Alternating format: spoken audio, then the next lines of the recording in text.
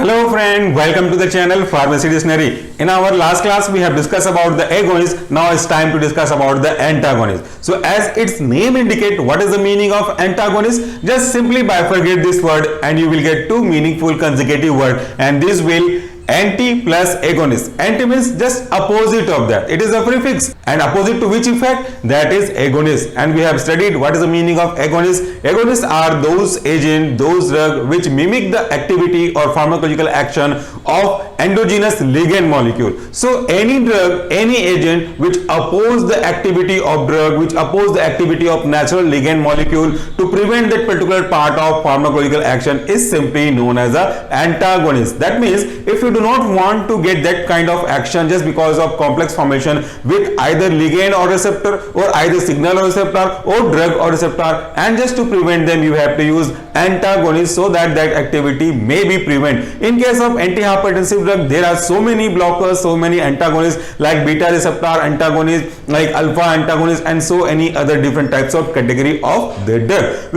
We can say the antagonists are those agents which can simply reduce the action or inhibit the action, abolish the action of agonist. Now coming to the important description about these points. So they said they prevent the action of agonist on a site of receptor. That means wherever a signal molecule, wherever a drug molecule or any other ligand molecule get occupied in the receptor, so in that particular place, that is binding site, actually that antagonist work and inhibit the action of agonist. So important thing is that antagonist will antagonize the action of agonist, but the most important thing, they do not have their own any pharmacological activity. That means antagonist cannot produce any kind of effect. Antagonist will not be able to produce any desirable or undesirable effect. They will have only potency to antagonize the activity of agonist. That's it. Coming to the next point, when one drug, this is important one, when drug inhibit another drug or abolish the action of another drug, that is a function or physiological activity of antagonist. Suppose in my classes example, I have given you the next classes. I am a teacher of pharmacology. I used to teach pharmacology for my B Pharmacy semester students. So in this case, I am agonist for the pharmacology. In some case, I do not want to take class. So someone will engage my class, but she will not take or he will not take my classes as a pharmacology. She will take another subject. So they will antagonize my activity. They will reduce the ecology lecture. That is called antagonistic effect. So in this case, there are so many mechanism of action for antagonists. In first part of this video, in the first whiteboard section, we will discuss about the three main mechanism of action, and in second whiteboard section we will see about the receptor antagonist like competitive and non-competitive antagonistic effect. So first of all, the mechanism of antagonism can be classified into three main types. The first one, say physical antagonism or physical antagonist, any agent which is said. So what is the meaning of physical antagonism?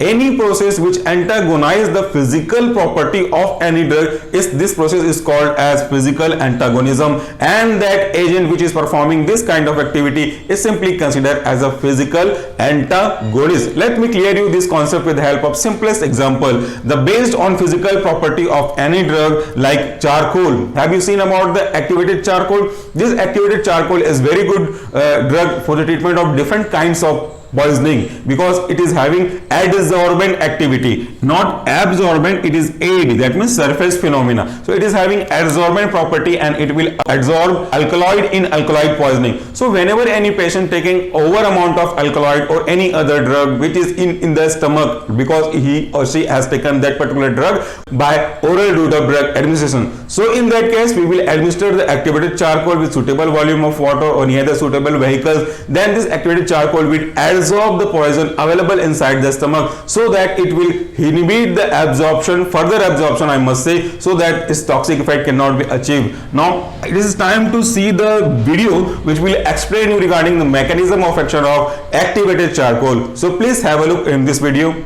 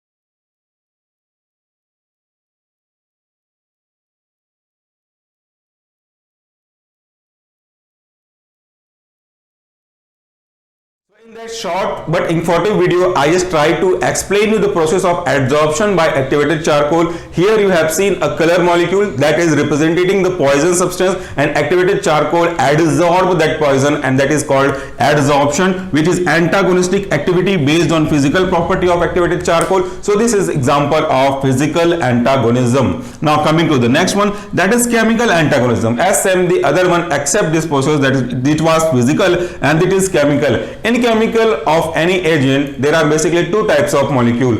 It may be other type, but just to explain you better easy way, I am explaining about the acid and base. Acid is the chemical nature of any drug, and basicity is also the chemical nature of any poisons, any substance or any drug, whatever it is. So these two things, acid and base, can be act accordingly, but if you add them together, if you mix them together, they will antagonize the activity of both. So acid plus base is equal to neutral. So in this case of chemical antagonism, two drugs react chemically and form an inactive product. They will form inactive product. When they will react each other, they may form inactive. In case of simplest example, let me explain you this process. Gastric acid, that means acid is secreted in your stomach. If you are having problem with gastric acid secretion, they will have antacid like Gelosil, Eno, etc., etc. So this antacid will reduce the acidity, so it will cause neutral effect, because acid is balanced or neutralized by antacid, which is a base in nature, and it can be used in the treatment of peptic ulcer. You know it very well, there is an erosion in case of peptic ulcer in your stomach part, so this is converted into a peptic ulcer, and to prevent that peptic ulcer, we have to use antacid or any other type of anti-secretory drug, because we have to neutralize, we have to antagonize the acid secretion, either inhibition of the process, or if it is already secreted, then we have to neutralize it. In both cases, it is applicable in case of chemical antagonism. Now next one is physiological or functional antagonism. When one drug is affecting the action of another drug by its mechanism of action, this is called physiological mechanism of action for antagonism, because it is affecting its physiological process, its functional activity. So let me explain you with a few words. These say two drugs act on the different receptor. They will not work on same receptor, but they will act on different types of receptor or by different mechanism of action. The mechanism of action may not be same, they may be differ, but have opposite effect on the same physiological function or pharmacological action. They will act accordingly, their own mechanism of action is there, their own site of action is there, but ultimate result is that they will oppose the same physiological process. For example, this is the most simplest and most important example, says glucagon and insulin on blood sugar level. We have heard about the insulin, you have heard about the glucagon, so they will act by their own mechanism of action, but their result will be seen on the same value, that is blood sugar level. Glucagon is used to increase the blood sugar level, while insulin is used to inhibit the blood sugar level. So if glucagon level is higher and the level of blood sugar is getting high, you have to use insulin, and if the blood sugar level is low, then you have to use glucagon. So they will work accordingly, they will antagonize the action of each other. This is called physiological or functional antagonism. So this was first whiteboard section. Now let's move to the second one in the same video, and we will discuss about the receptor antagonism. In that, under that condition, we have to see about the competitive and non-competitive antagonism mechanism of action. So let's move second whiteboard section. Let's continue the different types of antagonists. Now third one is receptor antagonist. What is the meaning of receptor antagonist? As you have already understand the meaning of antagonist, but that antagonist will not affect any other drug on physical basis, chemical basis or physiological basis, but that will antagonize the action of that agonist on its receptor binding site. That is why receptor antagonist is defined as one drug that is antagonistic in nature, block the receptor action of another drug that is agonist in nature. So this is called receptor antagonist. Suppose some drug is there which is acting as an agonist, and just because of their binding with receptor, the binding of agonist with receptor producing a type of effect. But in this case of receptor antagonist, we do have another type of drug which will replace the agonist from its receptor binding site and itself occupy on the receptor, and that will inhibit the action of A, which were earlier produced by agonist. So this is called receptor antagonist. In this type of receptor antagonist, we have to study two more subtypes. These are competitive antagonist and the another one is non-competitive antagonist, and we will see these both type of antagonist effect in this whiteboard section only. So let me clear few more points regarding receptor antagonists. Receptor antagonists are selective or specific or respective. What is the meaning of selective or specific? That means that we have selective antagonists for specific agonists. Suppose A is agonist, and for that agonist we need A plus type of antagonist. For B type of agonist, we need B plus type of antagonist. Only specific. A plus will not affect the action of B, and B plus is not affect the action of A. So this is called specificity, or specificity like lock and key model. Only the key of particular lock will open or close that particular lock. This is specificity. Now let's consider an example to make you better understand about this selectivity. This is one of the most important example. Anticholinergic. These are specific types of chemicals, agent which antagonize the activity of cholinergic drug actually. So anticholinergic means those agent which will antagonize the effect of cholinergic system, cholinergic neurons released by transmitters, different types of. So this anticholinergic will oppose the contraction of intestinal smooth muscle. See what is happening here. There is a contraction of intestinal smooth muscle which is induced by cholinergic. So this intestinal smooth muscle contraction is not required. So to antagonize this muscle contraction which is caused by cholinergic drug, now we have to introduce anticholinergic drug. So this anticholinergic drug will specifically oppose or reduce the contraction effect which is caused by cholinergic only, but not for the histamine. That means histamine and cholinergic both can cause contraction of intestinal smooth muscle. But if that contraction is caused by cholinergic drugs or cholinergic signal molecule, then we can use only anticholinergic drug to antagonize the action of this cholinergic drug. This anticholinergic cannot be antagonize the action of histamine induced muscle contraction. So this is called specificity. Anticholinergic for cholinergic only, not for histaminic. This is really the meaning of specificity or relativity. Now next one is types. We have two types of this receptor antagonist. The first one is competitive and the second one is non-competitive. As name indicate, it is a competitive antagonist or particular binding site, that means receptor. What is the meaning of competitive? Suppose we have something to achieve. There is only one thing we can get, but to get this particular thing there are two people who are fighting to just get this one thing. So there is a competition between these two persons to get a reward, like any kind of competition where there is only one first prize but competitor may be so many. So whoever is powerful can get or achieve this first prize. Only one can get the first prize. So likewise, when a particular drugs are competing to achieve a same binding site, this is called competitive antagonist. It is reversible in process. So whoever is more powerful, who is having more affinity for the particular binding site or receptor, will occupy that binding site only. Let me clear you with few example. So competitive antagonist means antagonist is chemically similar to the agonist by structure wise, by chemical wise. They are similar with the agonist, but they are not actually agonists. So they will compete with the same agonist and bind to the same site and to produce effect, but it is not actually agonist, so the effect will be not there. So no response of agonist is produced. Let me give you two examples. Suppose I have an iPhone 6. It is a real original iPhone 6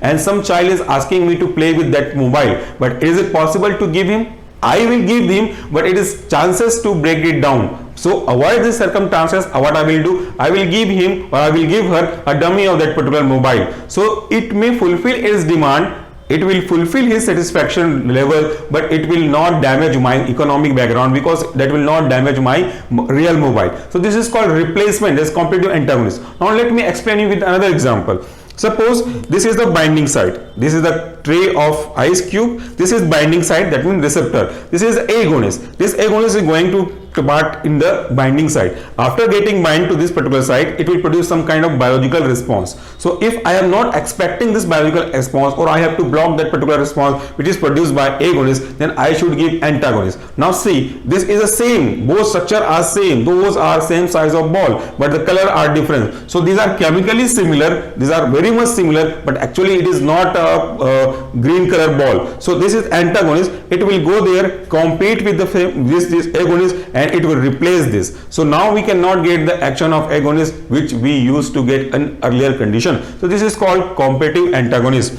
Now let me again clear you with the help of diagram. This is a receptor and this is the agonist. The green color circle is for agonist. Now agonist is occupying place in receptor and they will produce biological response. But in case of antagonist, see, this is antagonist. In red color circle, this is antagonist, and this antagonist is replacing the agonist. Here in the diagram number 1, agonist has occupied the receptor, but in case of diagram number 2, antagonist replace the agonist and itself bind on the receptor. So they will looking like same. These are looking like same. Both are structurally same, but it is not actually agonist. So there will be no pharmacological action. So here it is, pharmacological action of agonist is opposed. Whatever action in this case is given will be opposed by this antagonist. So this is called competitive antagonist, and important note that it is reversible. If the powerful of agonist will replace again, if we give powerful agonist, that will also replace the antagonist. So they may replace each other depending upon the potency. This is called replacement therapy, which is based on the competitive antagonist mechanism of action. Now second one is non-competitive, where the action will be opposed but there will be no competition for the same binding site. Then what will happen in this case? Antagonist is chemically unrelated with the agonist. Here both are chemically related with the agonist, but in this case of non-competitive, the antagonist is chemically not related and will not bind with the same site. They will bind at different site in such a way that it is unavailable to combine with agonist. So in this case, the antagonist will not compete for the same binding site. It will available somewhere else, but it will affect the action of agonist so that no response will be achieved. Let me give you another example. Suppose I am a student, I am a brilliant student, I am studying for my preparation of exam, but in some cases my roommate is not allowing me to do so. So what will he do? He will start playing music, he will start watching movies and some different extra activity which will distract my concentration from my study point of view. So he is not directly opposing me, he is not directly hitting me or touching my books from myself, but he is not allowing me to study properly. So this is called non-competitive antagonist. In this whiteboard section, I have concluded the different types of antagonist. Agonist I have already explained in the first few. So this was small talking for today's video. Thank you very much for watching this video. Please do take care of yourself. Thank you.